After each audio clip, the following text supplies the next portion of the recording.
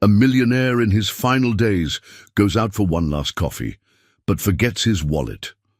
A little girl says, "You can have mine, I'm already full." Just before the story starts, wherever you are on your journey, consider this your sign to keep going. The December wind cut through downtown Chicago like a blade, but William Henderson barely felt it. At 73, he'd grown numb to more than just the cold. His Armani coat, worth more than most people's monthly rent, hung loose on his shrinking frame as he walked toward Rosie's Corner Cafe, a tiny establishment he'd never noticed in his 40 years of living in this neighborhood. 6 months. That's what Dr. Mitchell had told him. 6 months, maybe less. Pancreatic cancer doesn't negotiate, doesn't care about your bank account or your empire of luxury hotels. It just takes. Bill pushed open the cafe's squeaky door, breathing in the warm aroma of coffee and fresh pastries. The place was cramped, filled with mismatched chairs and tables that had seen better decades. Nothing like the marble lobbies of his Henderson hotel chain, but today something drew him here. Maybe it was the simplicity. Maybe it was the fact that in 6 months none of his gold-plated world would matter. "What can I get you, sir?" asked a young woman behind the counter, her tired eyes brightening with professional courtesy. "Large black coffee, please," Bill said, reaching for his wallet. His fingers found empty pockets. Panic flickered through him, not because of the money, but because he'd never, not once in his adult life, been unable to pay for something he wanted. "I'm sorry, I seem to have forgotten my wallet," he said, feeling heat rise to his cheeks. Before the cashier could respond, a small voice piped up from a corner table. "Mister, you can have my coffee. I'm already full anyway." Bill turned to see a little girl, maybe 8 years old, pushing a nearly full cup of hot chocolate toward him. Her clothes were clean but clearly second-hand. A faded purple sweater with tiny holes near the cuffs, jeans with patches at the knees. Her dark hair was pulled back in a simple ponytail, and her brown eyes held a warmth that made something long frozen inside Bill's chest begin to crack. "Sweetheart, I couldn't possibly—" "Please, mister. You look really cold. And besides," she smiled, revealing a gap where her front tooth used to be, "Mama always says sharing makes everything taste better." The cafe fell silent. Bill looked at this child, this beautiful, generous child, offering her only luxury to a complete stranger. In his world of corporate mergers and hostile takeovers, he'd forgotten that people like this existed. "What's your name, Angel?" he asked, his voice softer than it had been in years. "Emma Rodriguez. What's yours?" "William, but you can call me Bill." He accepted the warm cup, and as their hands briefly touched, he felt something he hadn't experienced in decades: hope. "Thank you, Emma Rodriguez. This might be the most important coffee of my life." As Bill walked out into the cold Chicago afternoon, he didn't know that the little girl watching him through the window had just changed the course of both their destinies forever. Bill couldn't sleep that night. He paced the marble floors of his penthouse, Emma's gap-toothed smile haunting his thoughts. At 3 a.m., he made a decision that would have shocked his business associates. He called his private investigator. "Marcus, I need you to find everything you can about a family. The child's name is Emma Rodriguez, about 8 years old. She was at Rosie's Corner Cafe on 5th Street yesterday around 2 p.m. "Sir, is there a legal issue? Security concern?" "No, just find them, quietly." 2 days later, Marcus delivered a thin file that made Bill's blood run cold. Emma Rodriguez lived with her mother Maria, 24, and grandmother Carmen, 58, in a one-bedroom apartment in Pilsen. Maria worked 3 jobs, cleaning office buildings at night, stocking shelves at a grocery store in the mornings, and doing laundry at a local laundromat on weekends. Carmen watched Emma while fighting her own battle with diabetes, rationing insulin because they couldn't afford regular doses. The numbers painted a devastating picture. Monthly income $1,800. Monthly expenses, $1,850. They were drowning $50 deeper every month, kept afloat only by food banks and the kindness of neighbors. "How does an 8-year-old afford coffee at Rosie's?" Bill asked Marcus. "Birthday money from her grandmother. The kid has been saving quarters for 2 months to buy herself a hot chocolate. It was supposed to be her early Christmas present to herself." Bill set the file down with shaking hands. This child had given him her Christmas present, a gift she'd saved quarters for, coin by coin, week after week. The next morning, Bill found himself walking past Emma's elementary school at dismissal time. He spotted her immediately, the same purple sweater, the same bright smile as she hugged a friend goodbye. But now he noticed things he'd missed before. Her shoes had cardboard inside to cover the holes. Her backpack was held together with duct tape. And when she started walking home, she moved slowly, carefully, like someone trying to make a small snack last the entire journey. Bill followed at a distance, watching as Emma stopped at a corner store. Through the window, he saw her count coins carefully before buying a single banana. She split it in half, eating one piece immediately and wrapping the other in a napkin, probably saving it for later or maybe for her grandmother. As Emma disappeared into a rundown apartment building, Bill stood on the sidewalk, feeling something he hadn't experienced in decades: shame. Here was a child living on banana halves and saved quarters, and she'd given her only luxury to him without a second thought. That night, Bill made another call, this time to his lawyer. "Sarah, I need you to set up an anonymous charitable fund. I want to start with the Rodriguez family on Maple Street in Pilsen." "How much are we talking about, Bill?" "Start with their rent, all of it, for the next year." "That's very generous. Any particular reason?" Bill looked out at the Chicago skyline, thinking of a little girl with holes in her shoes and generosity in her heart. "Someone taught me that sharing makes everything taste better." Maria Rodriguez stared at the letter in disbelief, reading it for the 4th time. Her hands trembled as she showed it to her mother Carmen, who was sitting at their tiny kitchen table, carefully measuring her insulin. "Mijo, I don't understand. What does anonymous benefactor mean?" "It means someone is paying our rent for the entire year, Mama. All of it, 12 months paid in full." Carmen set down her syringe and looked at her daughter with suspicious eyes. "Nobody gives away money like that. What's the catch?" Maria had been wondering the same thing. $12,000, more money than their family had ever seen at once. The letter from Henderson and Associates law firm was official, bearing seals and signatures. But it felt like a dream. "Maybe it's a mistake," Maria whispered. But deep down, she hoped it wasn't. 3 jobs were slowly killing her. She'd lost 15 pounds in the last 2 months, surviving on coffee and whatever Emma left on her plate. Every night she fell into bed with her muscles screaming and her heart aching. Knowing she was failing her daughter, Emma needed new clothes, new shoes, books for school. Emma needed her mother present, not exhausted. Meanwhile, across town, Bill was having his own doubts. He'd been generous before. Charity galas, tax-deductible donations to hospitals and museums. But this felt different, personal, dangerous even.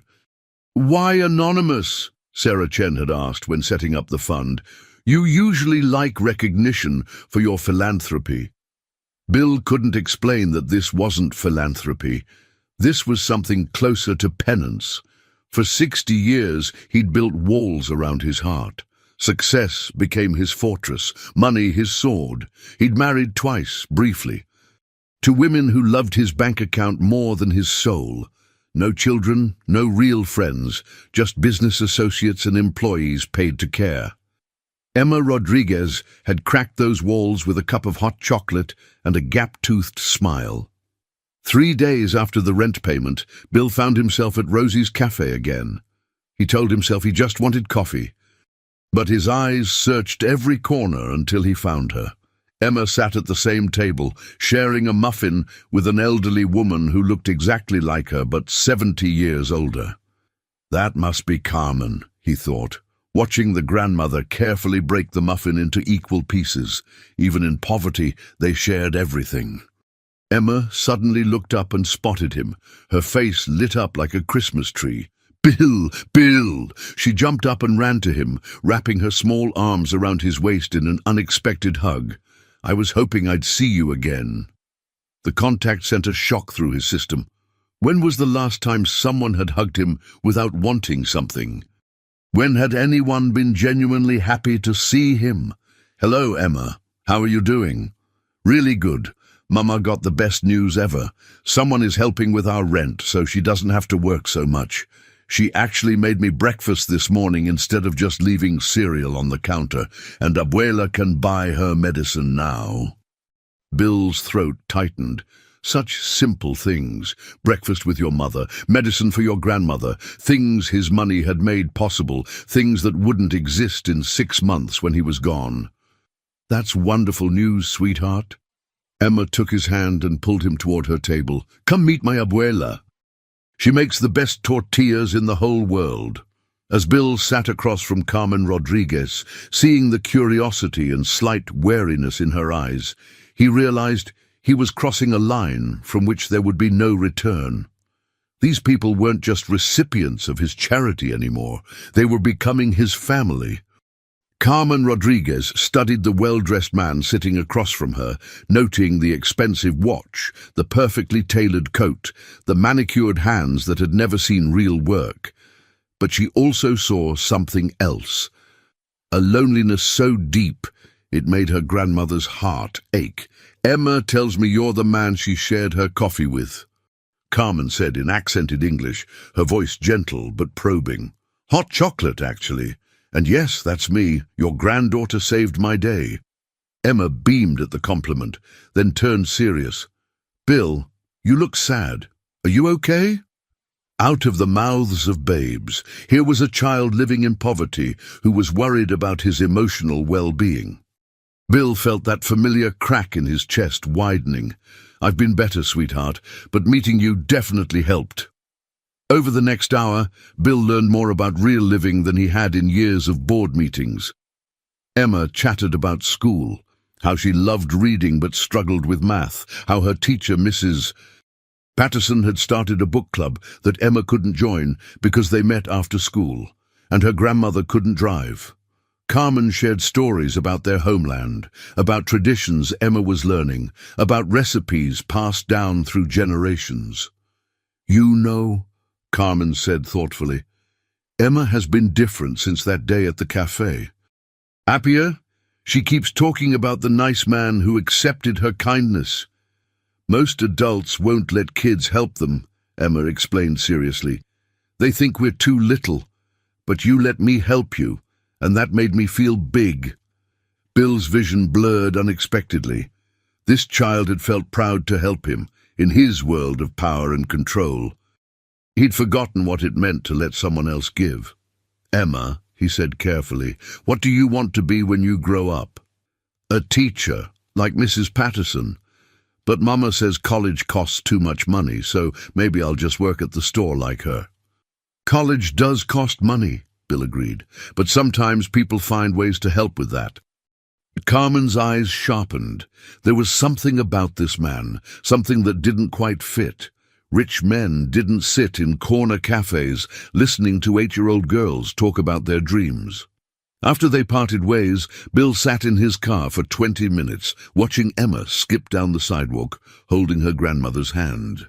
His phone buzzed with messages from his assistant, board meetings, acquisition deals, profit reports. The empire that had consumed his life for 40 years suddenly felt meaningless. That evening, Bill called his doctor. "Dr. Mitchell, I need to know exactly how much time I have, and I need to know what my final weeks will look like." "Bill, we discussed this. There are variables. Please, I need to plan something important." The silence stretched before Dr. Mitchell spoke quietly. 3 to 4 months of relatively normal function, then decline will be rapid. Why are you asking? I need to set up a trust fund, a large one, and I need to make sure it's bulletproof. After hanging up, Bill opened his laptop and began typing. If he had 4 months, he needed to use them wisely. Emma Rodriguez was going to college. Emma Rodriguez was going to become a teacher. And Emma Rodriguez was never going to know that the man she'd shared her hot chocolate with had made it possible. But first, he had to figure out how to spend the next few months watching her grow up without revealing who he really was or why her small act of kindness had saved his soul. The hardest part? He was already dying, and now, for the first time in decades, he desperately wanted to live. Christmas was 3 weeks away, and Chicago had transformed into a winter wonderland that Emma pressed her face against the window to admire. Bill had been visiting Rosie's cafe 3 times a week, timing his visits to coincide with Emma's after-school hot chocolate when her birthday money allowed. Today was different. Today, Emma wasn't smiling. "What's wrong, sweetheart?" Bill asked, sliding into the chair across from her and Carmen. Emma's lower lip trembled. "Mrs. Patterson said there's going to be a Christmas play at school and everyone gets to invite their families. But Mama works nights now, and she's too tired to come during the day." Carmen reached over and stroked Emma's hair. "Mija, Mama's working hard for us. She wants to come. I know, Abuela, I'm not mad. I wanted her to see me be the narrator. I practiced so hard." Bill felt that familiar fire in his chest. Not anger, but purpose. "When is the play, Emma?" "December 22nd at 2 p.m., but it's okay, really. Abuela will try to come if her diabetes isn't acting up." That afternoon, Bill made a call to Henderson Hotel's HR department. "I need you to contact every cleaning company we contract with in the Chicago area. Find out who employs Maria Rodriguez and arrange for her to have December 22nd off, paid. Tell them it's a special accommodation request and will cover any overtime costs for her replacement."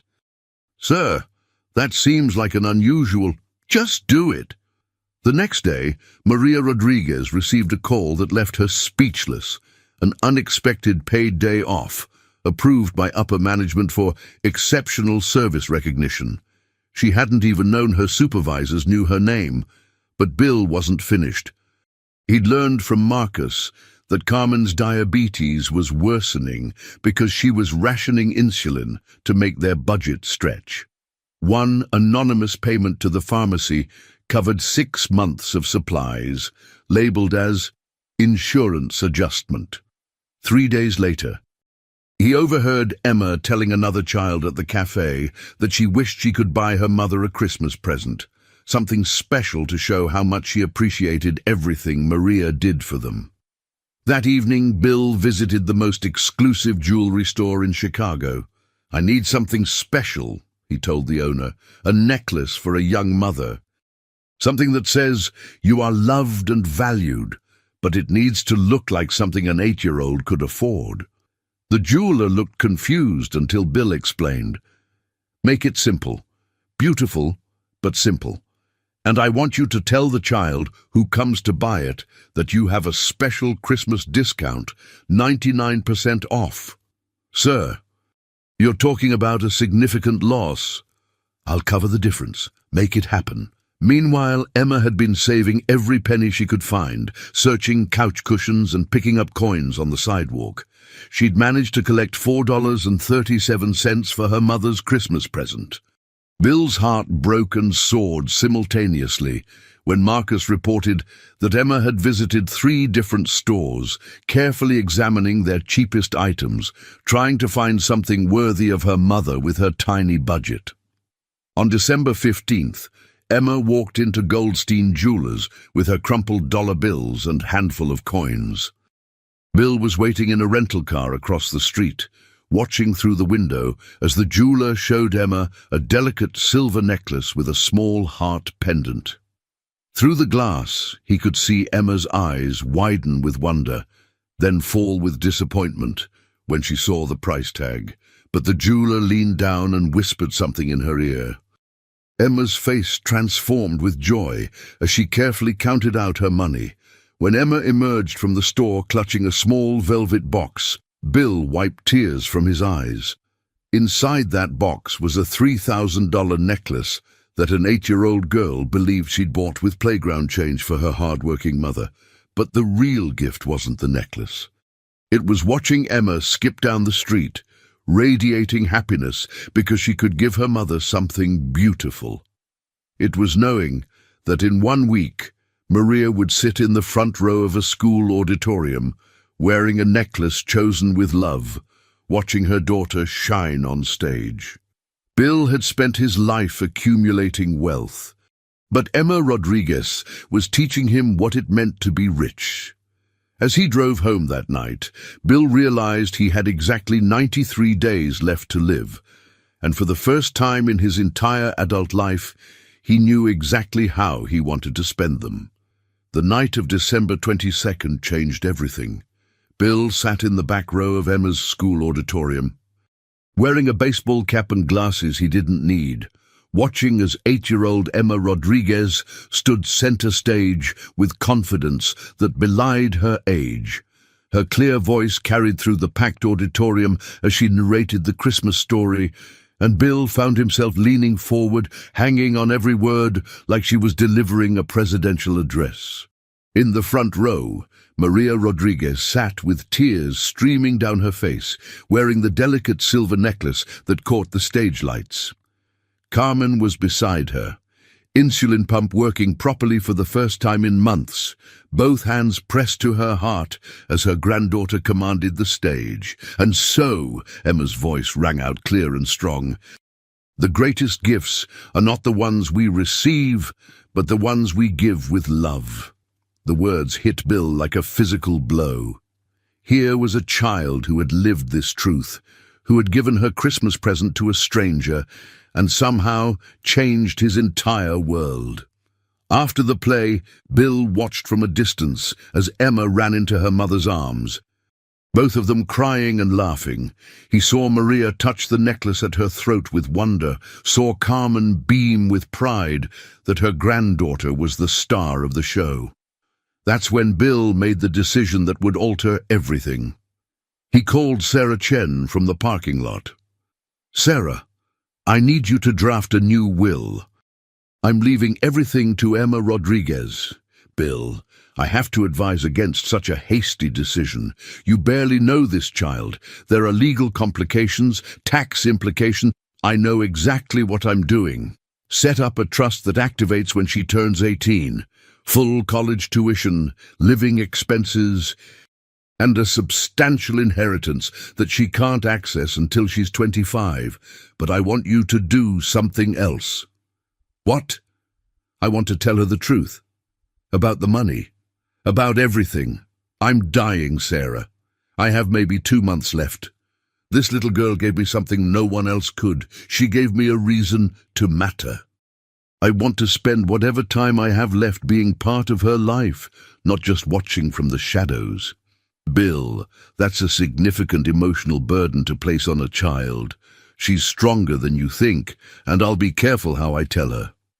2 days later, Bill waited at Rosie's cafe, more nervous than he'd been for any business merger. Emma arrived with Carmen, still glowing from her successful performance. "Bill, did you know our Christmas play was yesterday? I was the narrator." "Actually, Emma, I did know. I was there." Emma's eyes widened. "You were? I didn't see you." "I sat in the back. You were absolutely magnificent, the best narrator I've ever heard." Emma beamed, then tilted her head curiously. "How did you know about the play?" This was it, the moment of truth. "Emma, there's something I need to tell you. Something important about why I've been able to spend so much time at this cafe and why I always seem to know when you'll be here." Carmen's instincts sharpened.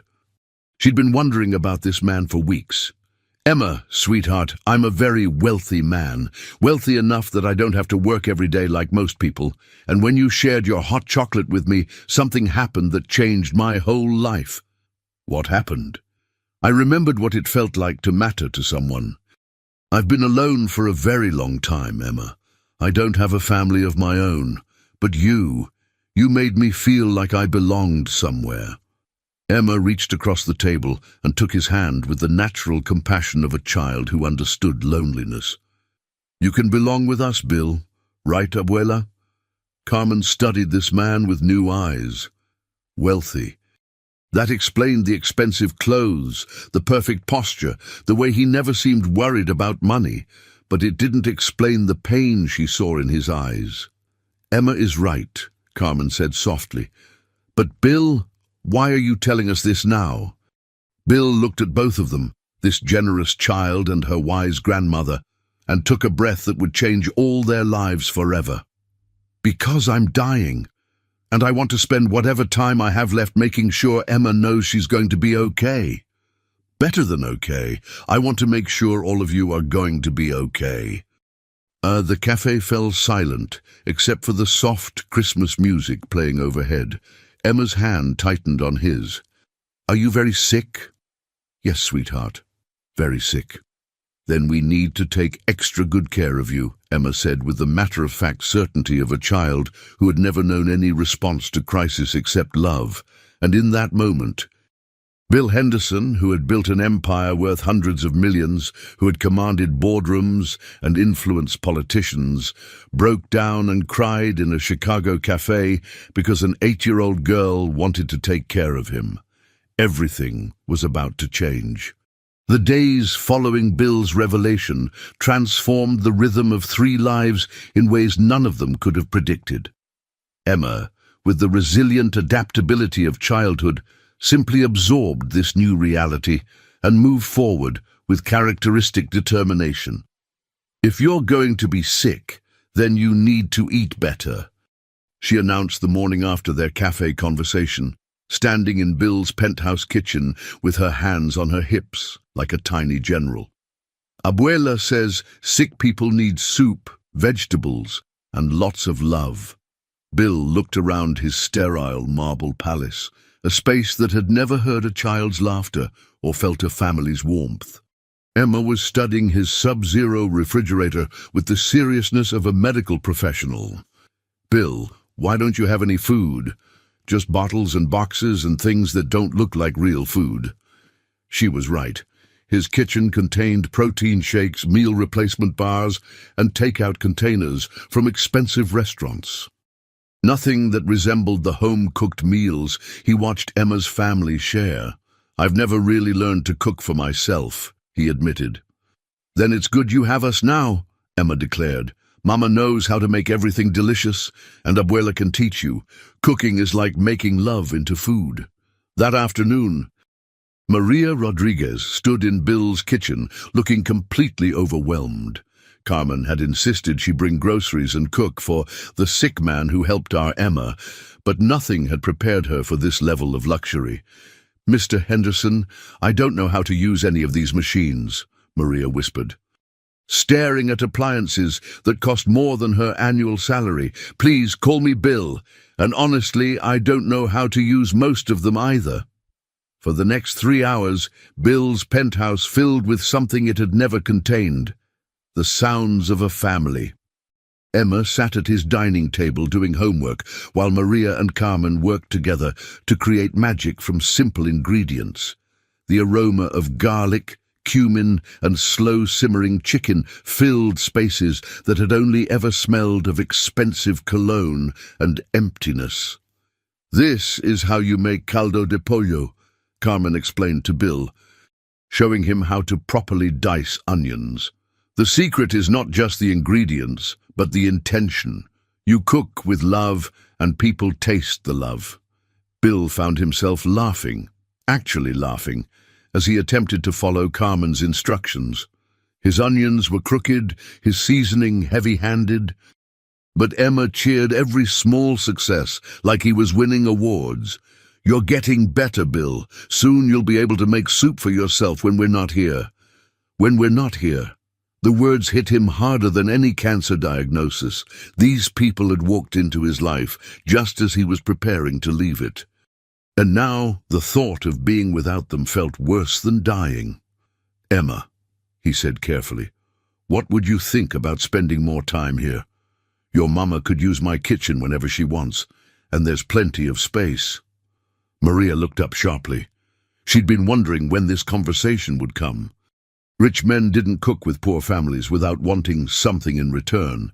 "Mr. Henderson." "Bill, that's very generous, but I need to ask, what exactly do you want from us?" The question hung in the air like smoke. Bill set down his knife and looked directly at Maria with eyes that held decades of loneliness.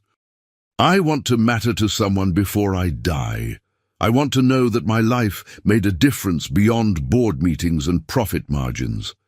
Emma shared her Christmas present with a stranger, and somehow that simple act of kindness saved my soul." He paused, choosing his words carefully. "I want to be part of a family for the first time in my life. Even if it's just for a few months, even if I don't deserve it." Carmen studied this broken man with grandmother's intuition. She saw past the expensive clothes and perfect posture to the scared, lonely boy underneath. "Mijo," she said softly, "family isn't about deserving. Family is about choosing to love someone and letting them love you back."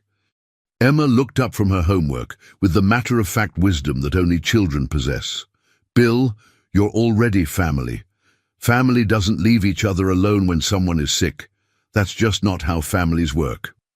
That night, as Bill watched Emma fall asleep on his leather sofa while Maria and Carmen cleaned his kitchen, he realized that he had spent 73 years building walls around his heart, and an 8-year-old girl had demolished them all with hot chocolate and unconditional acceptance.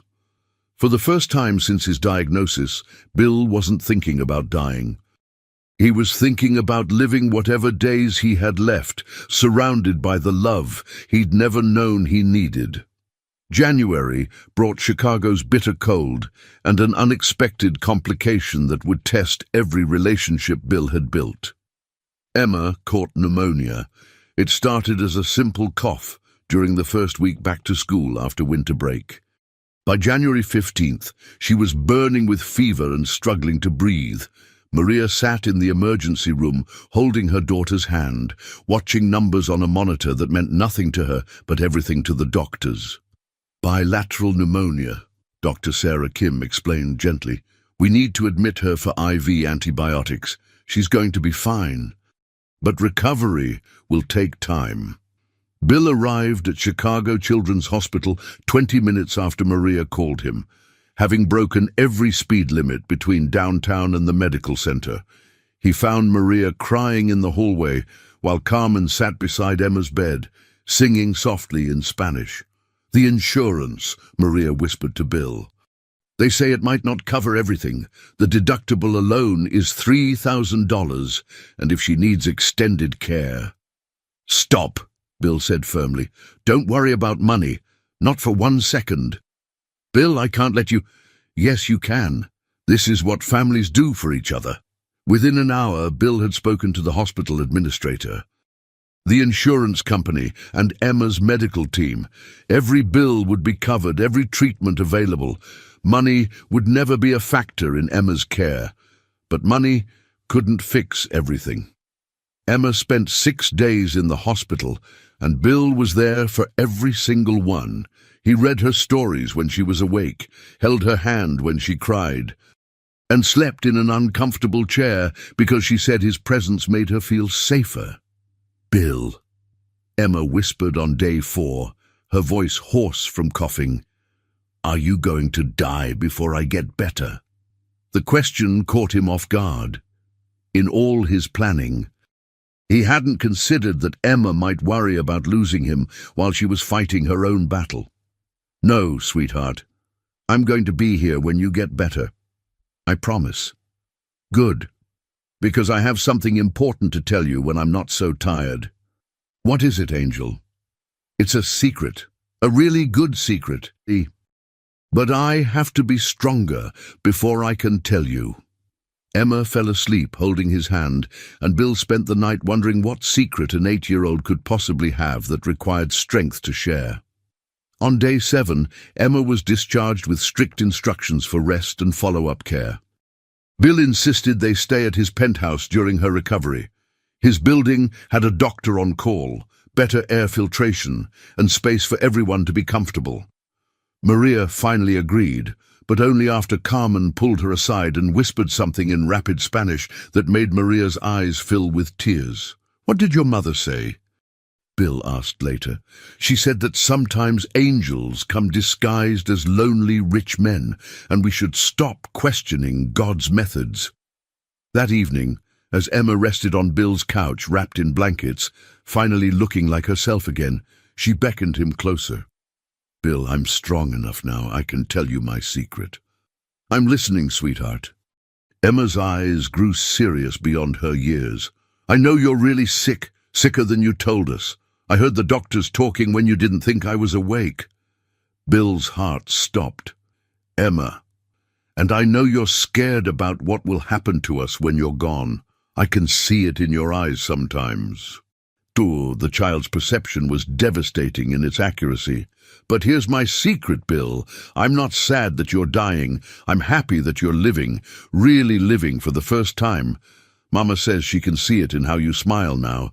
And Abuela says your spirit was sleeping before, but now it's awake." Emma took his hand with her small fingers. "So my secret is this. I'm not going to be sad when you go to heaven. I'm going to be grateful that heaven sent you to us first, even if it was just for a little while. And I'm going to make sure Mama and Abuela remember that too." Bill couldn't speak. This child, this magnificent child, was comforting him about his own death.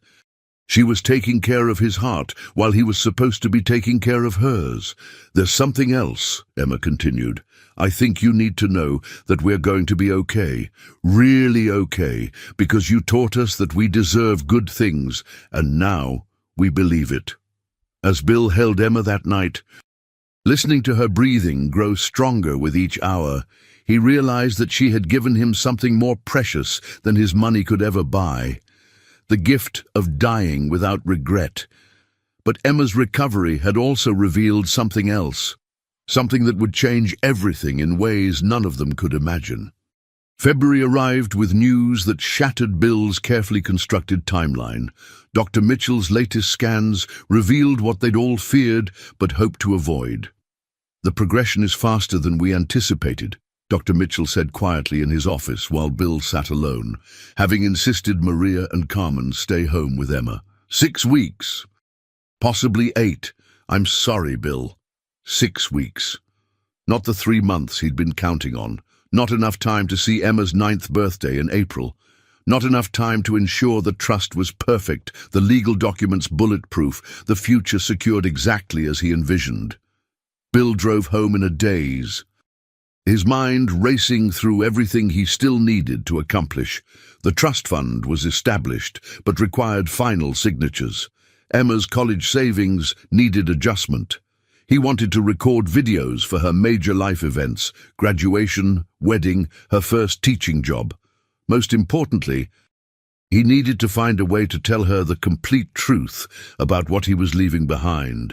When he walked into his penthouse, he found Emma and Maria in his study, carefully organizing a photo album they'd been creating together. Pictures of their time together over the past 2 months. Emma cooking in his kitchen, all of them at Navy Pier. Christmas morning, when they'd brought gifts to his empty apartment and filled it with laughter. "Bill!" Emma jumped up and hugged him. "Look what we made. It's our family book, so when you're in heaven you can show everyone the family you had on earth." The innocence of her words broke something inside him. Emma still believed he would simply transition peacefully to some better place. She didn't know about the pain that was coming, the way cancer would steal his dignity before it stole his life. "Emma, sweetheart, we need to talk about something important." Maria looked up from the photo album, immediately sensing the shift in his tone. "Is everything okay?" she asked. "I saw Dr. Mitchell today. Things are progressing faster than we hoped." Emma tilted her head with the curiosity of a child trying to understand adult euphemisms. "What does that mean exactly?" Bill knelt down to her level, taking her hands in his. At 8 years old, she deserved honesty wrapped in gentleness. "It means I don't have as much time as we thought. Maybe 6 more weeks to spend together. Emma's face cycled through confusion, understanding, and finally a determination that took his breath away. "Then we need to make them the best 6 weeks ever," she declared. "We can't waste time being sad about later when we could be happy about now." Maria wiped tears from her eyes. "Emma, it's okay to feel sad about this. I know, Mama, and I will be sad later. But right now, Bill is here and we love him, and he loves us. So right now should be about love, not sadness." That evening, Emma presented Bill with a list she'd written in her careful third-grade handwriting. Things Bill needs to do before heaven. 1. Learn to make Abuela's famous enchiladas. 2. Go ice skating, even if he falls down. 3. See my school and meet Mrs. Patterson. 4. Have a sleepover with movies and popcorn. 5. Help me pick out Mama's birthday present. 6. Teach me about business so I can be smart like him. 7. Make sure we know he loves us every single day. Bill read the list through tears, marveling at how a child could distill the complexity of dying into simple, achievable goals focused entirely on love and connection. "There's one more thing I need to add to this list," he said. "What?" "I need to tell you about something very important that I'm leaving for you, something that will help take care of you and your mama and abuela for your whole lives." Emma looked puzzled. "What kind of something?" "The kind of something that means you'll never have to worry about money again. The kind of something that means you can go to any college you want, and your mama won't have to work 3 jobs, and your abuela can have all the medicine she needs." Maria's eyes widened. "Bill, what are you saying?" "I'm saying that everything I own, everything I've built in my life, is going to belong to Emma when she grows up. I'm leaving her my entire fortune." The room fell silent. Maria looked stunned. Carmen, who had been quietly listening from the kitchen, sat down heavily. Emma, however, just looked confused. "But Bill, I don't want your money. I want you." "I know, Angel, but you can't have me forever, so instead, I'm giving you something that will let you help other people the way you helped me. You can use it to make the world better." "How much money are we talking about?" Maria whispered. Bill looked at the 3 people who had become his entire world and spoke the number that would change everything. $437 million. The silence that followed was broken only by Emma's small voice. "Is that a lot?" Despite everything, Bill laughed. "Yes, sweetheart, that's a lot." But as he watched the shock and disbelief transform into something approaching fear on Maria's and Carmen's faces, Bill realized that money this vast would bring complications none of them had anticipated. Emma Rodriguez was about to become one of the wealthiest children in America, and they had 6 weeks to prepare for what that would mean. The revelation of Bill's fortune created an earthquake that shook the foundation of everything they'd built together. 3 days after learning the truth, Maria hadn't slept, Carmen hadn't stopped praying, and Emma seemed to be the only one unaffected by the magnitude of what was coming. "Mama, why are you scared?" Emma asked on Thursday morning, finding Maria staring out the window of Bill's penthouse with red-rimmed eyes.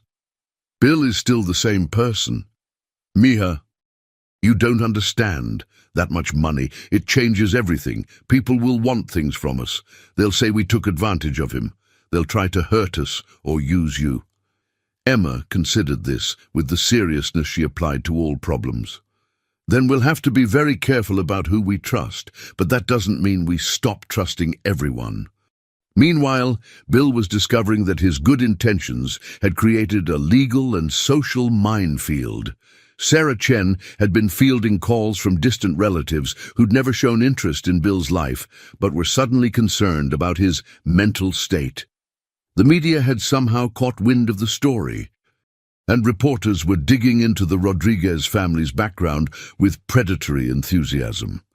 "Bill, I have to ask," Sarah said during an emergency meeting in his study while the family waited in another room. "Are you absolutely certain about this decision?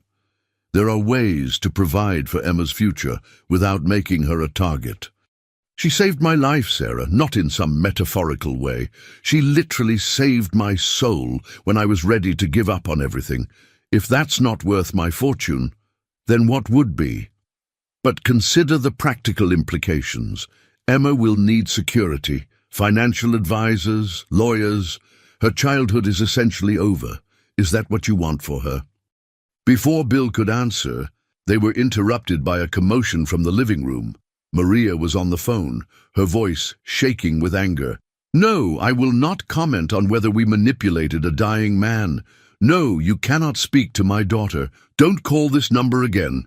She hung up and turned to find Bill standing in the doorway. "They're calling us gold diggers," she said quietly. "They're saying we planned this whole thing to steal your money." Emma looked up from her coloring book with confusion. "What's a gold digger?" "Someone who pretends to love a person just to get their money," Carmen explained gently. Emma's face darkened with an anger none of them had ever seen from her. "That's stupid. We loved Bill before we even knew he had money. And we'd love him if he was poor too." She stood up and walked to Bill with purpose.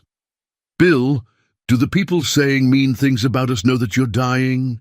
"Yes, sweetheart." And they're more worried about your money than about you being sick." "It seems that way." "Then they're not good people, and we shouldn't care what not good people think."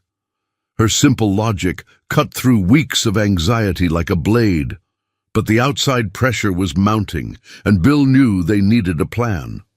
That afternoon, he made a decision that would protect Emma while honoring his commitment to her future. "I'm going to change the structure of the inheritance," he announced to Sarah. "Not the amount, but how it works." "What do you mean?"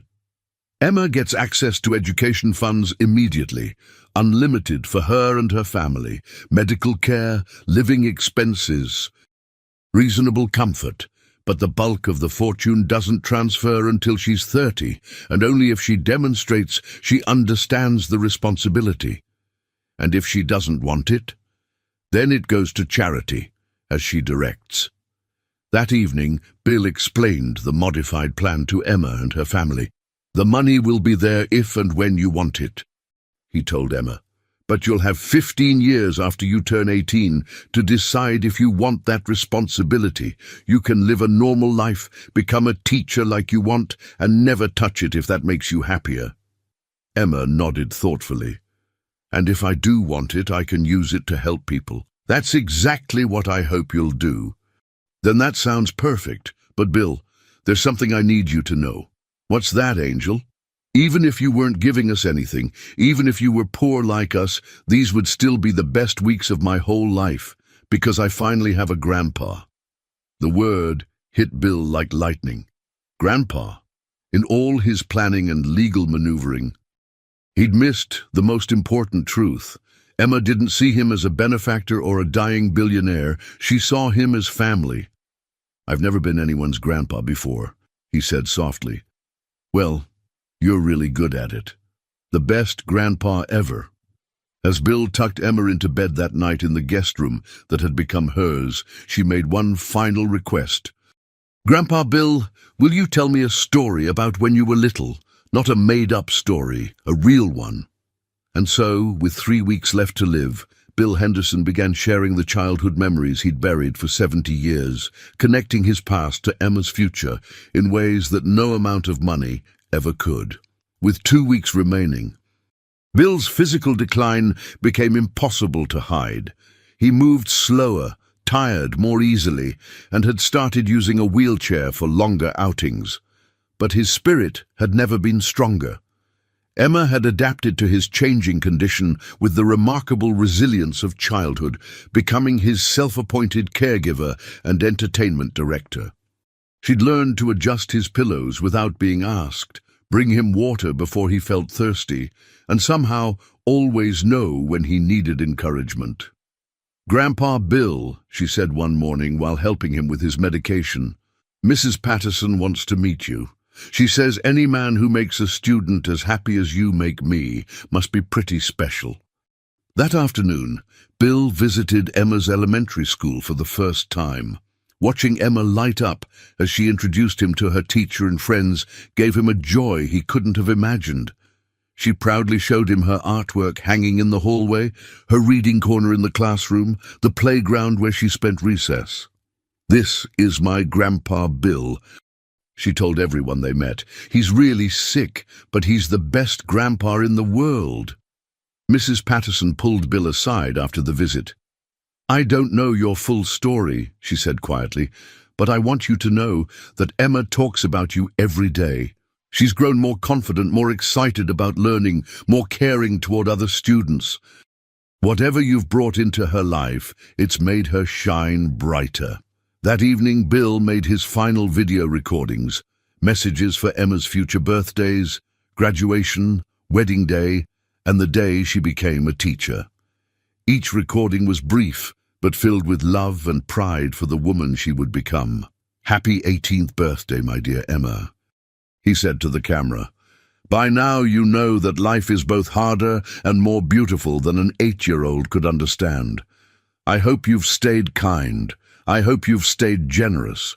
And I hope you remember that an old man's greatest gift wasn't money. It was getting to love you." The next day brought unexpected visitors. Bill's estranged nephew David and his wife Jennifer arrived at the penthouse demanding a meeting. "Uncle Bill, we need to discuss this situation," David said, eyeing Emma and her family with barely concealed hostility. "You're clearly not thinking rationally.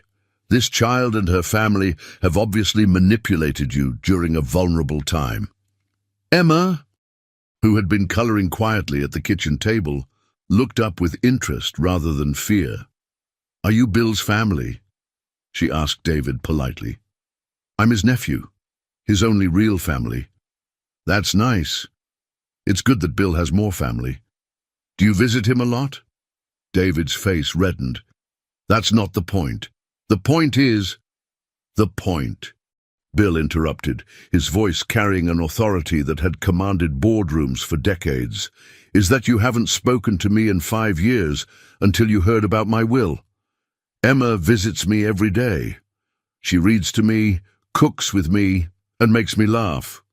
Which one of us sounds like family to you?" Jennifer stepped forward with practiced sympathy.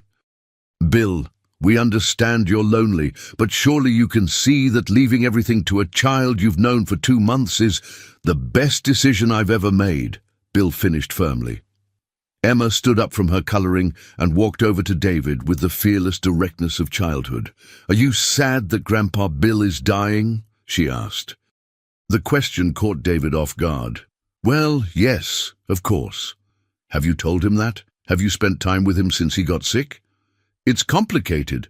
"It's not complicated," Emma said with 8-year-old clarity. "Either you love someone and want to be with them, or you don't. Grandpa Bill needed family, and we became his family. If you wanted to be his family, you could have been here too." She paused, then added with devastating innocence, "But it's okay if you just care about the money. Some people aren't good at loving. That doesn't make you bad people, just different people." The visit ended abruptly, with David and Jennifer leaving in angry frustration, threatening legal action that both Bill and Sarah knew would fail. That night, as Bill struggled with pain that was becoming harder to manage, Emma crawled into bed beside him. "Grandpa Bill, are you scared?" "Sometimes, Angel. Are you?" "A little, but Mama says being scared just means something is important to us.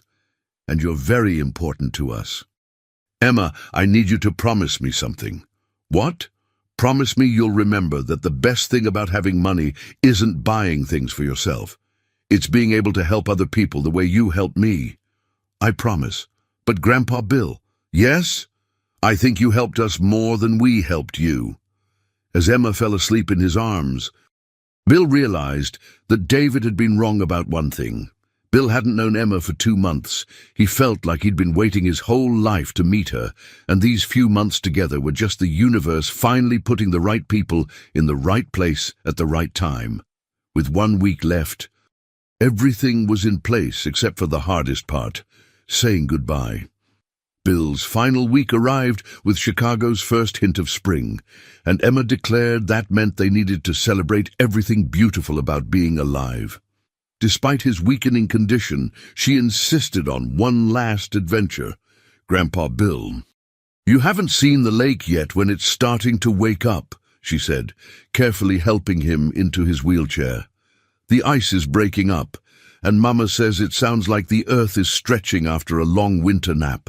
They spent Saturday afternoon at Lake Michigan, wrapped in blankets, watching ice floes drift past, while Emma chatted about everything and nothing. She told him about her plans for 4th grade, her ideas for helping other kids at school, her dreams of teaching children who didn't have much money. "I want to be the kind of teacher who makes kids feel important," she said, "like you made me feel important." "You were always important, sweetheart. I just helped you see it." Sunday brought family from everywhere. Maria's sister drove up from Texas with her 3 children. Carmen's brother flew in from California. The penthouse filled with the sounds of a real family gathering, children laughing, adults sharing stories. Food cooking in the kitchen that had been silent for too many years. Bill watched it all from his chair by the window, overwhelmed by the love surrounding him. These people had embraced him completely, making him the center of their family, not because of what he could give them, but because Emma had declared him worthy of love. Monday. His breathing became labored. Dr. Mitchell arrived with hospice nurses who set up equipment to keep him comfortable. Emma appointed herself head nurse, carefully monitoring his water intake and making sure his favorite classical music played softly in the background. "Does it hurt?" she asked Tuesday evening as they watched the sunset from his bedroom. "Not when you're here," he answered honestly. Her presence seemed to push back the darkness in ways medicine couldn't. "Good, because I need to tell you something important before you go to heaven." "I'm listening, Angel." Emma took his hand with the solemnity of someone delivering crucial news. "I figured out why God sent you to us right when you were dying. It wasn't just so we could take care of you, and it wasn't just so you could take care of us." "What was it then?" "It was so you could learn what love feels like before you went to heaven. Because how can you be happy in heaven if you've never been happy on earth?" Her words hit him with the force of divine revelation. This child had understood something profound that had taken him 73 years to discover. "And now," Emma continued, "when you get to heaven, you can tell them all about your family. You can tell them about Maria's singing and Carmen's cooking and how I'm going to be a teacher. You won't be lonely there because you'll have stories about people who love you." Wednesday morning, Bill woke to find Emma asleep in the chair beside his bed, her small hand wrapped around his finger. Maria was curled up on the sofa across the room, and Carmen was sleeping peacefully in the guest room. His family, his impossible, miraculous family. "Emma," he whispered. She woke immediately, alert in the way children are when someone they love is sick. "I'm here, Grandpa Bill. Do you need anything?" "I need you to know something. Meeting you was the most important thing that ever happened to me. You saved my life in every way a person can be saved. I love you too, Grandpa Bill." "Emma, when I'm gone, I want you to remember something very important. The money I'm leaving you isn't really mine anymore. It belongs to the little girl who shared her hot chocolate with a stranger because she thought he looked cold. Use it the way you would use that hot chocolate, to warm people up when they need it most. I will, I promise. And remember that being rich isn't about having money. Being rich is about having people who love you. You were rich before you ever met me, and you'll be rich long after I'm gone." Emma nodded seriously, then smiled with the radiance that had first captured his heart. "Grandpa Bill, I'm not going to say goodbye because I don't think this is really goodbye. I think this is just see you later." Thursday evening. As Chicago's lights twinkled beyond his window and his breathing grew shallow, Bill was surrounded by love. Maria held one hand while Emma held the other. Carmen sang softly in Spanish. The hospice nurse monitored his comfort with gentle efficiency. "Tell me the story about the hot chocolate again," Emma whispered. So Bill told it one last time, the story of a dying man who forgot his wallet and discovered that the richest thing in the world was an 8-year-old girl's generosity. He told it slowly, savoring every detail, until his voice faded into peaceful silence. Emma felt his hand relax in hers and knew he was gone. But instead of crying, she smiled. "See you later, Grandpa Bill. Thank you for teaching me that sharing makes everything taste better." William Henderson died as he had never lived before, surrounded by family, filled with love, and certain that his life had mattered.